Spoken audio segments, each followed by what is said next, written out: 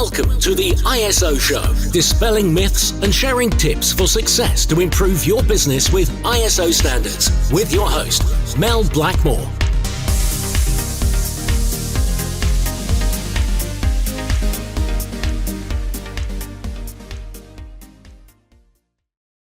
Hi and welcome to the ISO Show. Well, I'm delighted to be joined by Charlie Martin again. So we have just recorded a podcast a while ago, which was talking about the Anti-Greenwash Charter. So if you haven't heard of that, then please do go and check that out. There's lots of inspirational information in there, and lots of hints and tips around anti-greenwashing that Charlie shared with us. So welcome back, Charlie. Mel, thank you very much for having me back. You could well have just decided after show one that you'd had enough of me, but you've kindly allowed me to stay on for another episode, which is a good sign. So thank you very much for having me.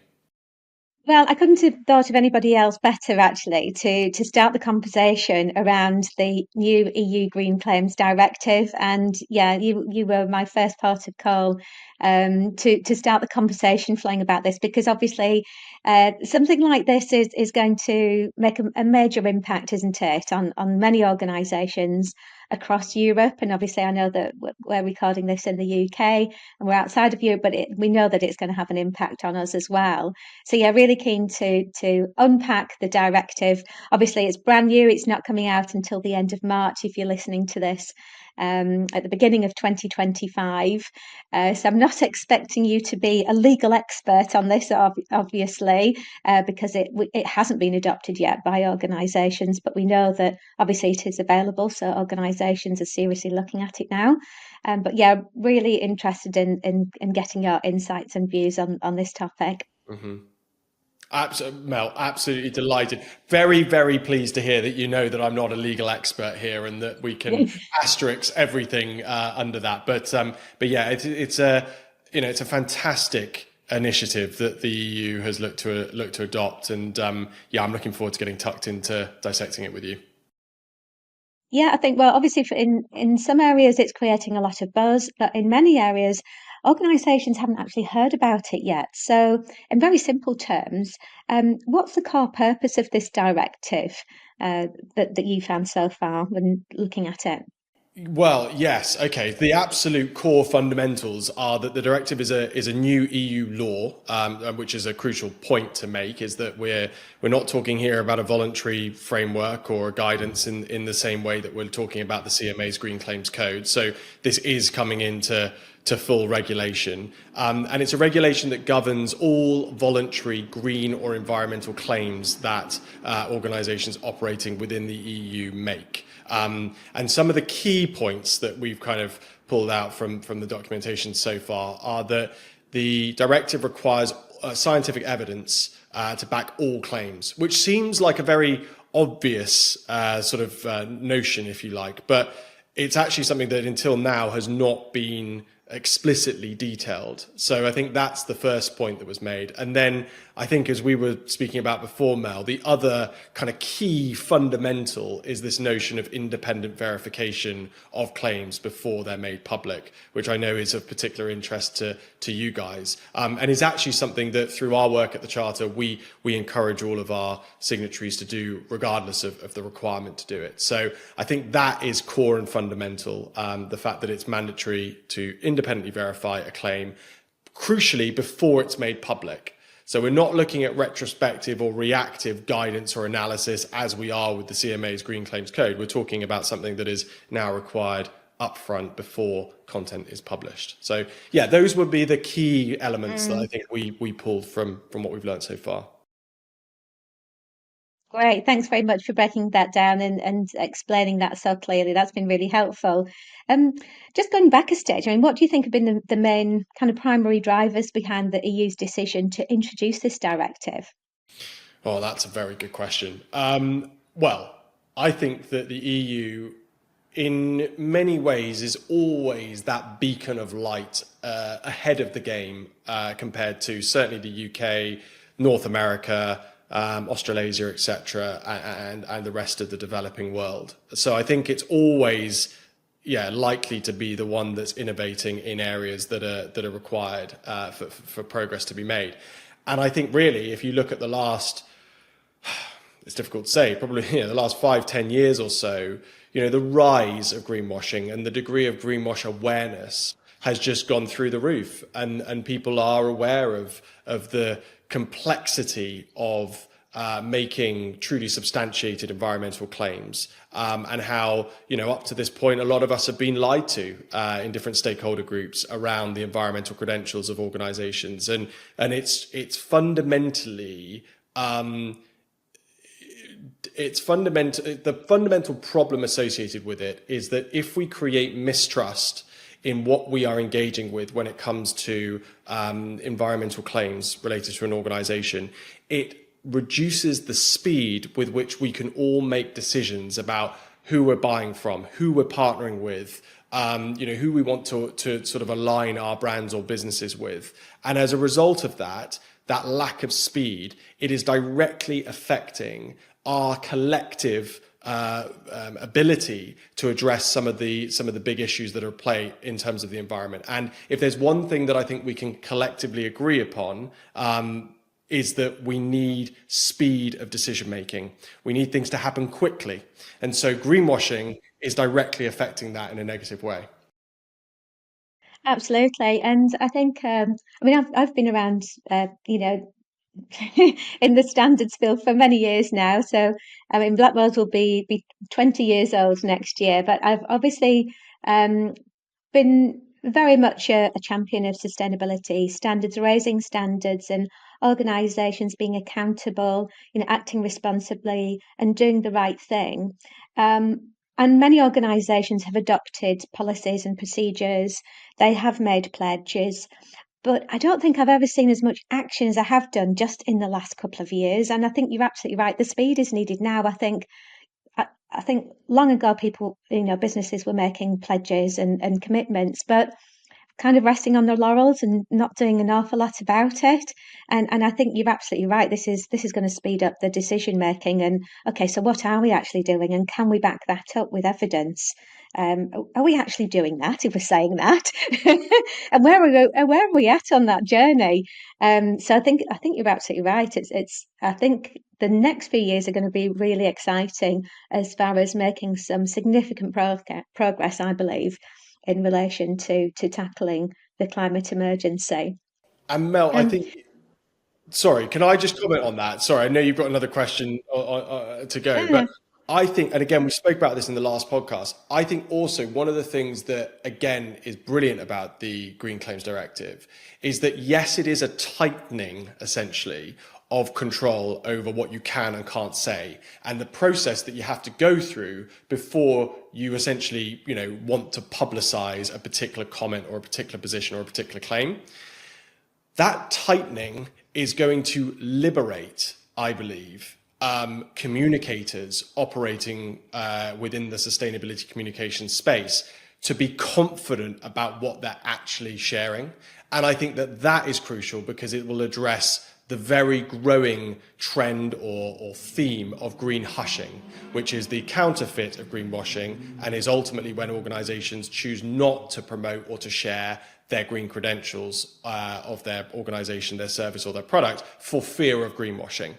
So I think that there's a liberating nature, if you like, a disarming nature. That was the word I was looking for in the last show, disarming.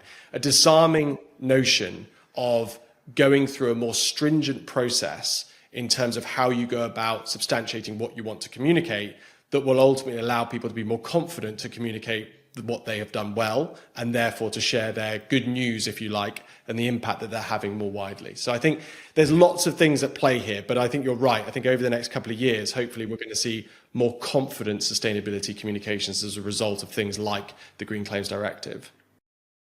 mm-hmm. In fact, I know that we mentioned about green hushing in the last podcast, and we touched on that.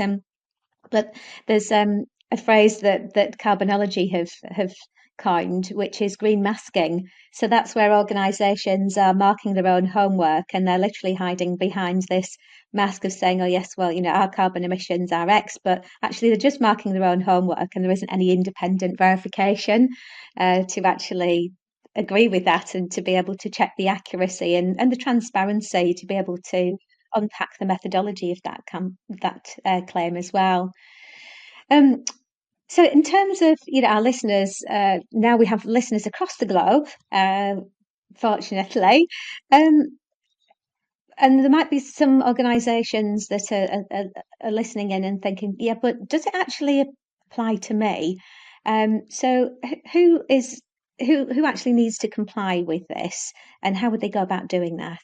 Yeah, it's a really good question, Mel. So, so the first thing to note is that it is an EU law, it's a EU regulation. So, if you are obviously operating within the EU in terms of you're physically located in the EU, then you're going to be beholden to this regulation, this law.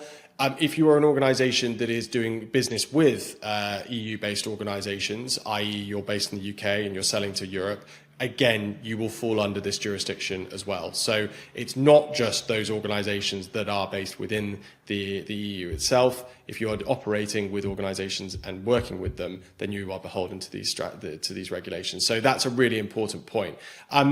In terms of how you go about sort of looking at sort of addressing this, I think the Green Claims Directive, like the materials are available on the EU's website for you to get access to. There's some great summary pieces in there.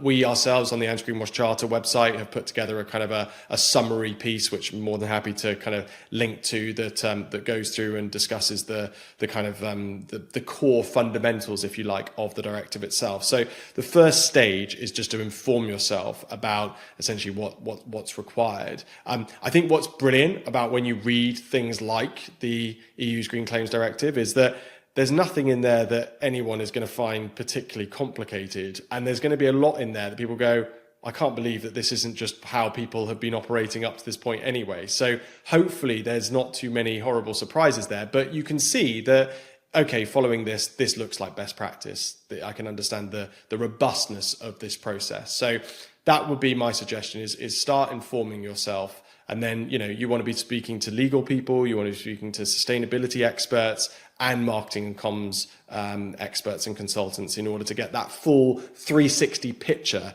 if you like, about how you go about following these regulations. Great. We'll include a link actually to the directive in the show notes so that listeners can listen into that. But I know that's something that will resonate with them. You mentioned about best practice, and yeah, this is definitely that specification. I know it's not an ISO standard, but it is a very clear specification. Anybody that loves a standard that tunes in to listen to this show is obviously all about continual improvement and raising standards. So yeah, it is actually a good read. And when I went through it, I was looking specifically at verification, because obviously in terms of my other area is obviously as CEO of Carbonology, and we verify the greenhouse gas emissions against ISO 14064. I was actually quite overwhelmed with the number of times that verification is actually mentioned within the directive. It's over 50 times. I'd be interested in your view, Charlie, on this emphasis on substantiation and verification within the directive. Just wondered, if you could break down what these requirements might mean in practice for organisations, and what kind of evidence do you think companies will need to provide to substantiate those green claims? Well, Mel, that's a really, really good question. And I think the first thing to say is that you quite rightly highlighted this bit earlier when you were talking about, green masking, which I love as a term and a concept. I'll be nicking that one, thank you, and using it in some of my own conversations. But you're absolutely right. The key to the verification question is actually the independent nature of it. And again, it's something that just makes sense just off the page, doesn't it? Well, surely in order for verification to really mean something, it's got to be done by an independent third party. So that's, I think, the first kind of core and fundamental part of it. I think one of the things that the Green Claims Directive, again, also really highlights is the need for life cycle data, and that being a core component of the verification process. So this is the idea that, essentially we're getting a full picture the impact of the use of a material, the use of a product, the delivery of a particular initiative, etc. We need to have the full picture clarified, and I think that's another kind of key component, as I say, of the directive itself. But coming back to verification, I think the likes of Carbonology are brilliantly placed to support organisations in that independent nature of verification, which is crucial. So the sooner organisations can start adopting this, UK-based organisations, not only are they going to, coming back to the carrot and stick situation, realise the opportunities associated with the carrot, but they're going to ward off the potential concerns around the stick. That is certainly coming. I've got no doubt that the impact of the Green Claims Directive is going to be that the tightening of legislation and the law here in the UK is coming down the road. Yes, yeah, without a doubt. And for you kindly mentioned in the last podcast that you've got a template for green claims policy, I think it was. That's it. Is that right? Yeah. Yeah. So if anybody's thinking, right, okay, where do we begin with this? Go and check out the previous podcast because Charlie's got lots of hints and tips on that. And yes, so that definitely worthwhile going onto the links because you'll be able to get access to those resources.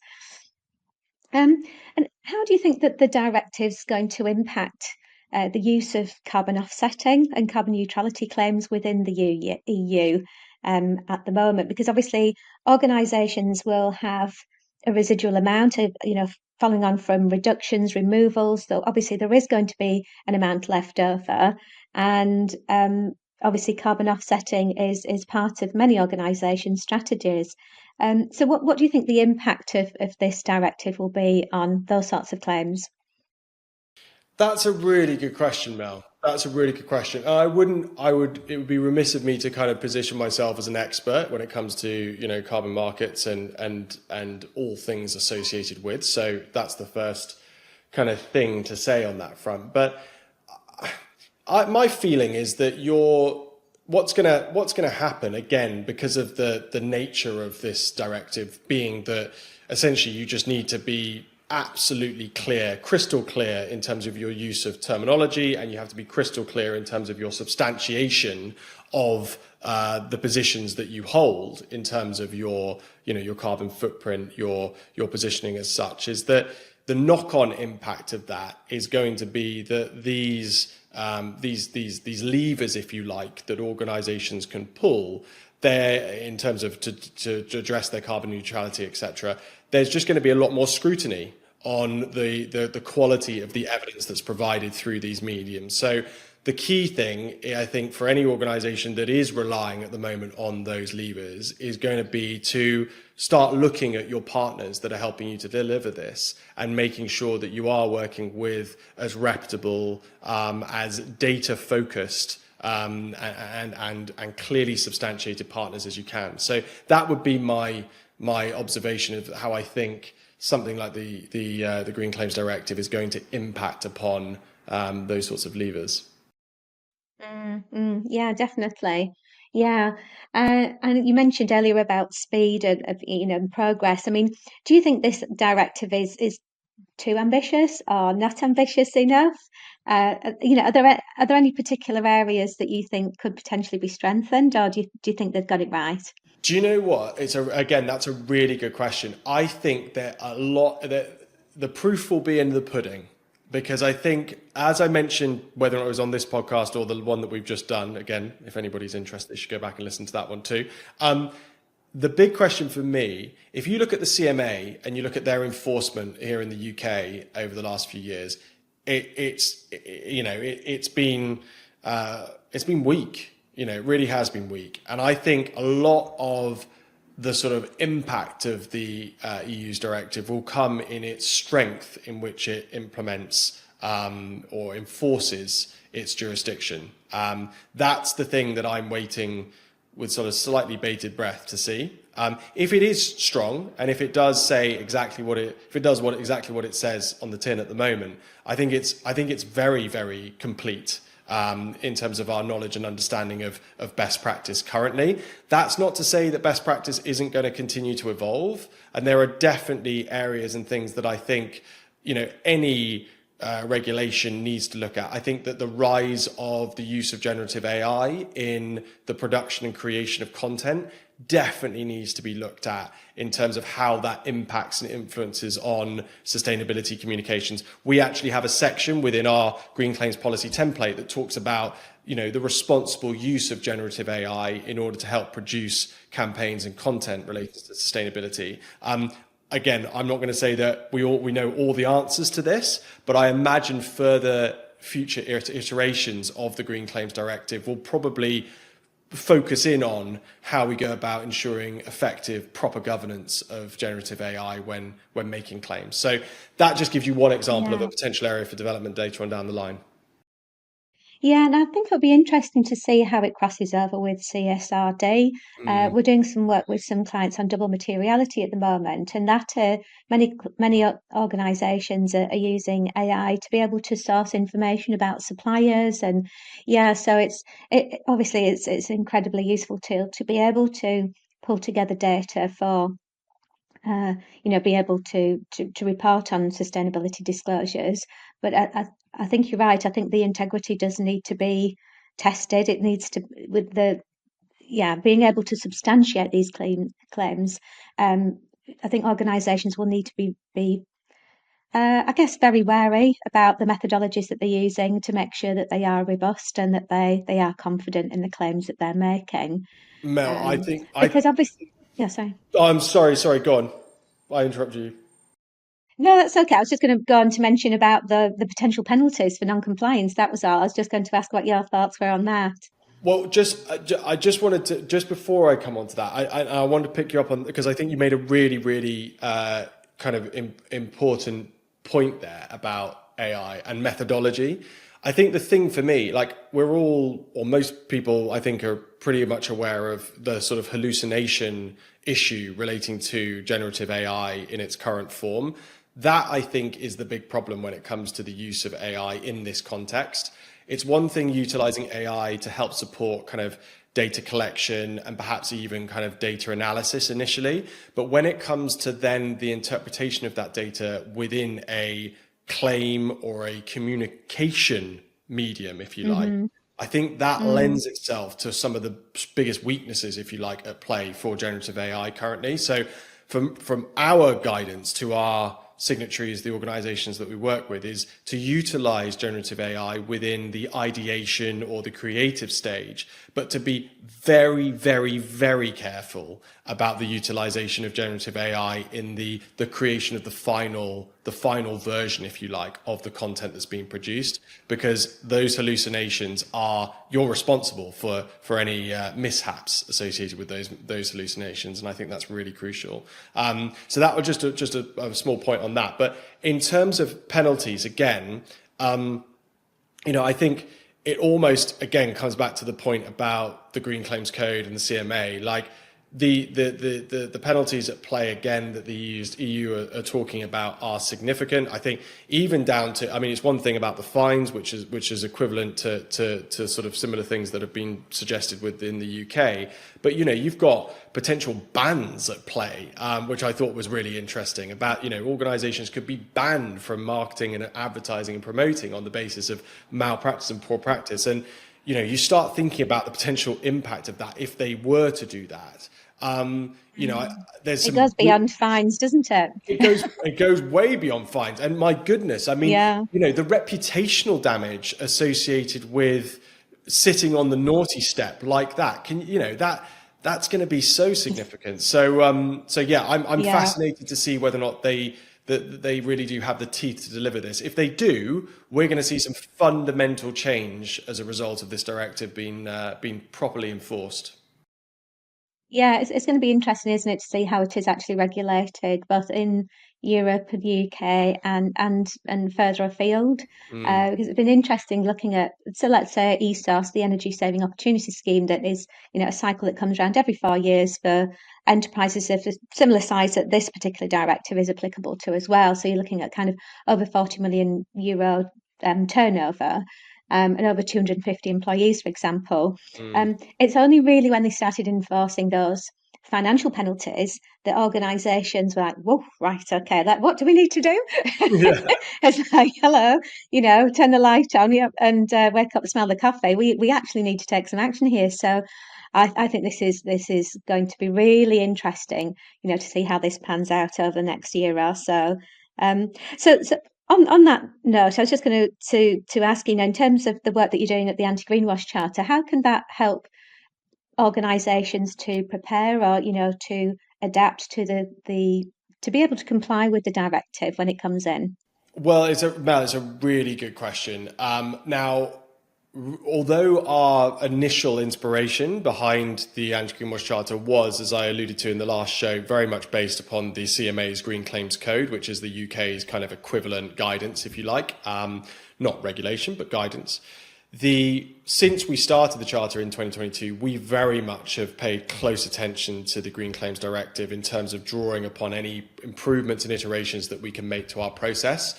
So a lot of what we now do is directly aligned with and facilitates the delivery, if you like, of the foundations of the directive. So to give you some examples of that, we've mentioned independent verification before. One of the things that every green claims policy has to include is what we call a green claims database. And within that green claims database, any claim that the organisation wants to make has to be detailed. They have to provide what evidence they have for that claim, and crucially, aligning with the Green Claims Directive, which third party they've used in order to verify that evidence for that claim. So again, that is a clear way that a green claims policy is essentially aligned directly with the suggestions or the proposals, if you like, of the Green Claims Directive. To an even greater extent than that, one of the things that the directive talks about is accessibility, easy accessibility of the evidence that has been provided for the claims that have been made. And again, the notion of a green claims policy, and the notion in particular of a green claims database that is a core part of a policy, that's what that's trying to achieve. So essentially, within one policy document, within one area of a policy document, you can see, sitting alongside one another, all of the substantiated claims verified by an independent third party that the organisation wants to be able to make. And that is delivering true accessibility to the evidence for any stakeholder, not just a customer.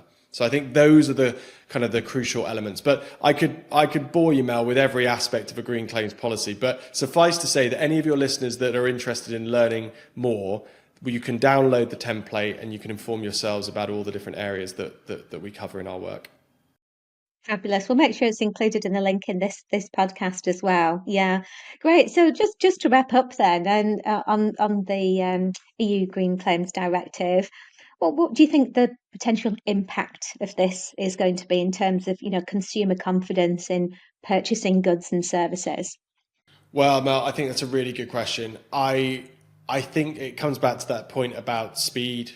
I think we are, in many ways, and it's fascinating because you even look at, I'm going to draw a comparison here with what's happening in the US currently, with the way that Trump has looked to utilize the media within his first month in office in order to flood it with headlines.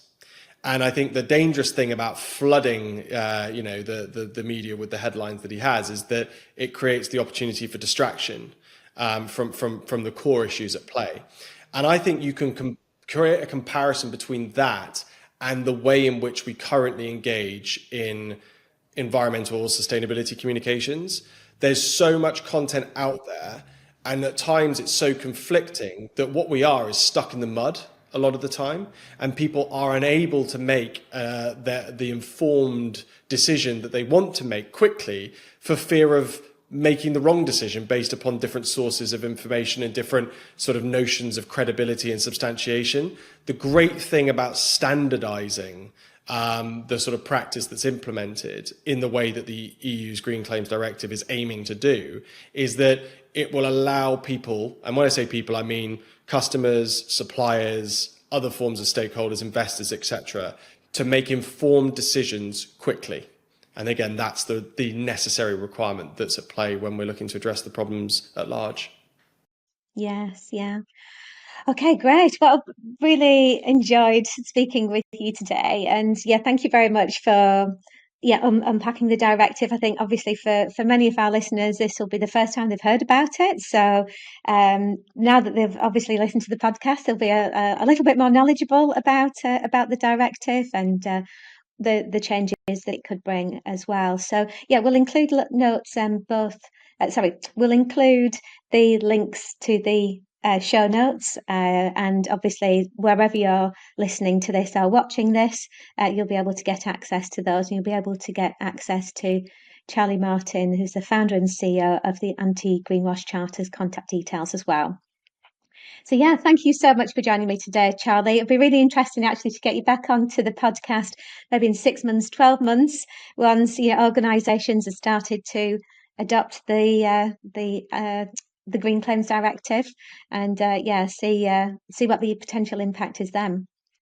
Mel, I would be absolutely delighted. The fact that you've invited me back on with already is filled me with confidence that we've had a good conversation. But I've really enjoyed it. You've asked some brilliant questions, and I've felt very much nurtured through it. So thank you for being such a good host.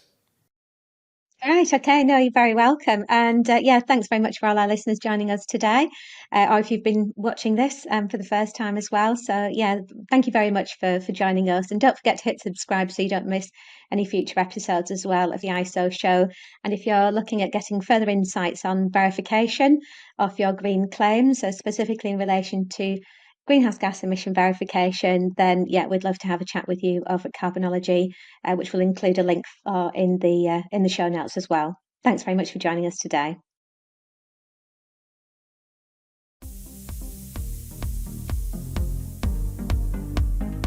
Looking to use ISO standards to drive better business practice? Contact us at blackmoresuk.com to access further information and book your free 15-minute call.